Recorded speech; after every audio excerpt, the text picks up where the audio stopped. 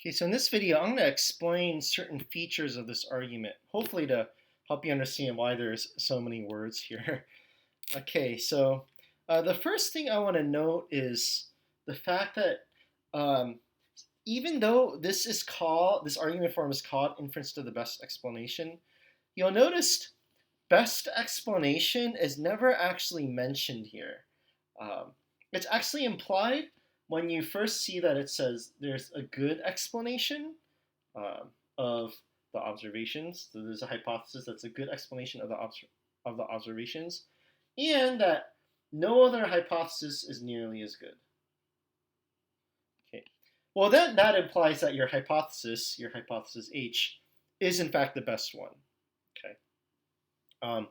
And another point about the value of having this good explanation here is it can't just be that we have the best explanation, and because your hypothesis might be the best explanation of a bad batch, right? Ever have something mysterious happen and everybody's trying to give an explanation for what happened, but none of them is a particularly good explanation. That's why it's kind of mysterious.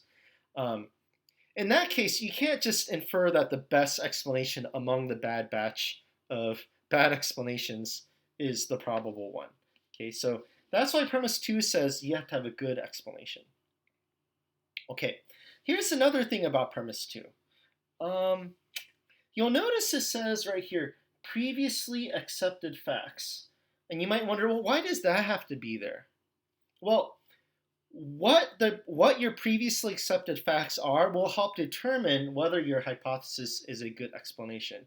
You'll see that more soon, but let's say one of the previously accepted facts is that you actually have a crazy alarm system that would immediately detect any burglars and knock them down or take them out.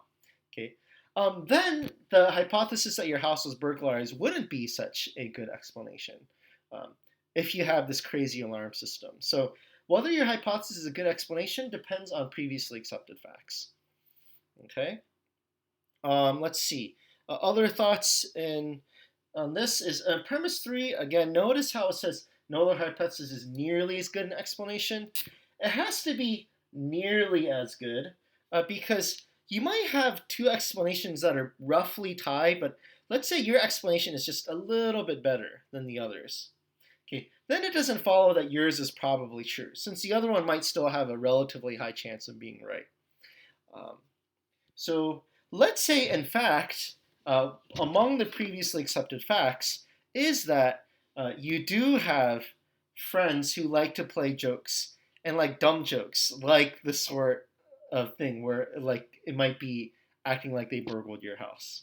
Okay, if your friends were like that, then given these other previously accepted facts, it might be that there is another explanation that's about as good an explanation as the hypothesis that the house was burglarized.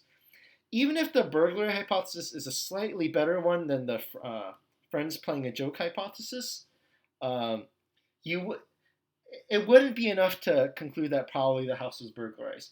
It has to be that the hypothesis that your house was burglarized is much better, or that the other hypotheses aren't nearly as good an explanation as this hypothesis.